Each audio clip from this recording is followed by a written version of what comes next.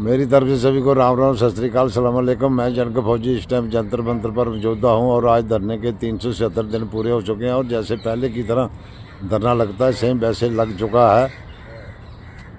और ये बोर्ड लगे हुए हैं और ये भी जो दूसरा बोर्ड लगता है ये भी लगा हुआ है।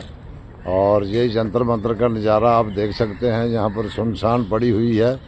यहाँ कोई भी ये जेडीयू का गेट है और ये बाथरूम, पानी की टैंकी और इधर जो है वो इन होने वाला गेट जो जिस मेन गेट से हम इन होते हैं। और हमारे साथ हैं भूतपूर्व सैनिक जो धरने पर बैठे हुए हैं। गोपालकृष्ण जी हैं और इनसे बातचीत करते हैं। Gopalkrishna sir, Ram Ram.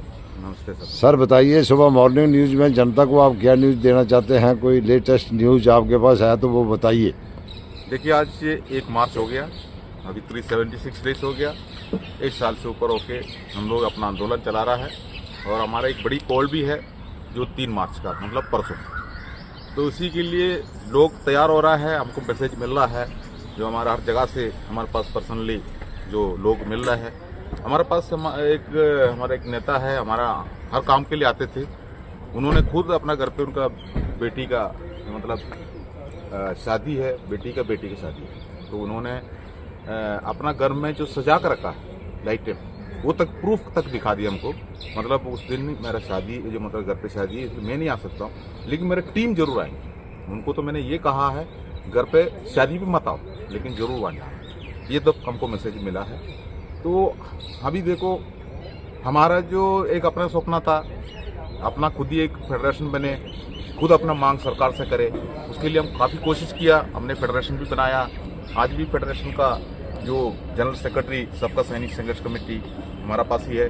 Founder member 16 हमारा पास है, बाकी उनका फाउंडर मेंबर 10 है, टोटल 26 में। उसमें सरकारी कर्मचारी अधिकारी 3 हैं और हाईकोर्ट सुप्रीम कोर्ट का सरकारी वकील उसके अंदर 5-6 है। तो आप जान सकते हो इन्होंने सरकार से आपको क्या दिलाएंगे, गुमराह करके रखा। लेकिन इन्होंने ये पद उनके पास रहते हुए कभी भी जंतर मंतर पे आके हमें पूर्व सैनिक बताता है, हमें कभी नहीं बोलता उन्होंने दूसरी जगह पर नौकरी कर रहा है। ऐसे नौकरी करने वाले यहाँ पर नहीं आता। आप सब जानते हो, किसी जगह पर नौकरी कर रहा है, अपना नौकरी बहुत मुश्किल से लिया है तो नहीं आए। लेकिन ये लोग ने चुपके से इसके अंदर घुसा, इसके अंदर पद भी लिया। उसके बाद आपको पता है एक मशहूर यूट्यूबर जो हमारा सैनिक वेलफेयर का नाम लेकर बल्ले बल्ले कहते रहता है, अफसरों का सरकार का गोद में रहता है, हमेशा सरकार और अफसरों का ही वो गीत गाते रहता है। मैंने कल भी देखा था उनके एक वीडियो, उसमें बताया है ये 1 साल से नहीं हो पाया, कर्नल साहब ने 1 हफ्ते में करके दिखा दिया। पता नहीं क्या करके दिखा दिया। इसका मतलब क्या हमारा MSP को बराबर कर दिया क्या, या हमारा जो विसंगति है पूरा कर दिया क्या, हमारा JCS का टेबल तैयार हो गया क्या, हमारा ऑर्डिनरी सूबेदार मेजर का टेबल हो गया क्या? जो पता नहीं उन्होंने क्या बोला है। हमारा मांग तो यही थी, हमने एक जुडिशियल कमेटी मांगा था, वो भी नहीं दिया, तो हो सकता है वो दे दिएगा।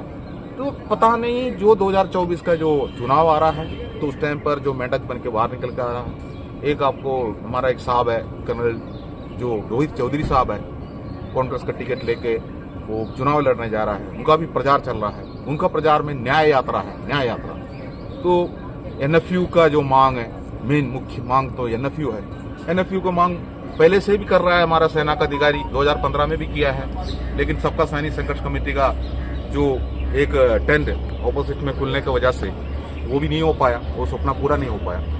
तो हम बता रहा हूँ, जो अभी कल की पेपर में, न्यूज़पेपर में निकल के आया है, हिंदी पेपर में, NFU के लिए कोर्ट में जो बहस चला, अफसरों ने NFU को मांग कर रहा है। अब उसके अंदर एक पेपर में यही ऐसी हेडिंग दिया है, आप कोई पद लेने की जरूरत नहीं है, लेकिन उनको पद मिल जाएगा, मतलब NFU लागू कर दिया जाएगा। तो न्याय यात्रा NFU के लिए किया है। जो NFU किसके लिए लागू है? अफसरों के लिए लागू है। और वो न्याय यात्रा किसने कर रहा है? JSU जवान कर रहा है। कौन सा JSU जवान कराया इसको, ये आप जान सकते हो इस बोर्ड में, जो कि न्याय यात्रा का टीम यही है। फेडरेशन ऑफ वेटरन एसोसिएशन हमने यहाँ पर बनाया, उसी का पदाधिकारी ये लोग थे। और इन्होंने इसको फेक वेटरन एसोसिएशन जो लिखा है, बिकाऊ पदाधिकारी, जो नाम पूरा डाले है, आप दिखा रहा हूँ। अब हम इस जगह पर इनका फोटो इसलिए लगा कर रखा है। अब हमें एक शक हो रहा है, ये लोग जहां पर रहता है वहां पर जो पूर्व सैनिक क्या अंत पकते क्या, क्यों नहीं पूछते इनसे? इनसे पूछो ना क्या हुआ है। जंतर मंतर पर आंदोलन में आप लोग उधर ही थे, अब आंदोलन गतिविधि क्या है? अब न्याय यात्रा निकाल दिया, 18 तारीख तक उन्होंने न्याय यात्रा कर दी, क्या बोल रहे षड्यंत्र वीरांगना महासंघ बना दी। उस महासंघ के अंदर जितना भी संगठन उसके अंदर बता रहा है, हमारा बल्ले बल्ले ने दिखा रहा है, IVO इंडियन वेटरन ऑर्गेनाइजेशन सूबेदार जोगेंद्र सिंह साहब का है। हम भी मानता हूँ जोगेंद्र सिंह साहब को तो हम अच्छी तरह जानता हूँ, अच्छी बात है, वो उन्होंने अपना संगठन चला। लेकिन उसके बैक साइड में उनका लेटर में देखो ना, जो 3-3, 4-4 जो लेफ्टिनेंट जनरल मेजर जनरल का नाम है उसके अंदर जनरल VK सिंह साहब का साथ में है। ठीक है, हमें नहीं बोल रहा हूँ जनरल साहब का साथ में नहीं जाना, लेकिन बेवकूफ काम बना रहे हैं। जंतर मंतर में हमने क्या ऐलान किया, हमें अफसर नहीं चाहिए, हमें हमारा नेतृत्व हम खुद करेंगे, हमारे साथ में राजनीति नहीं चाहिए। ये दोनों लेकर आने का कोशिश कौन कर रहा है, क्यों कर रहा है, इससे क्या फायदा है? हमने अफसरों से विरोध नहीं कर रहा हूँ। नहीं तो क्या हमारे जो पूर्व सैनिक हैं उनके दिमाग काम नहीं कर रहे क्या? उनको पता नहीं लग रहा है कि हम क्या कर रहे हैं क्या नहीं कर रहे? सर वो उसका तो हम सर्विस करके आया हुआ है, तो फौज का किसी ना किसी तरीके से उनको कुछ दिया है। बाहर आने के बाद भी एक सिक्योरिटी गार्ड का ड्यूटी भी अगर दे दिया तो हमें जरूरी है वो ड्यूटी।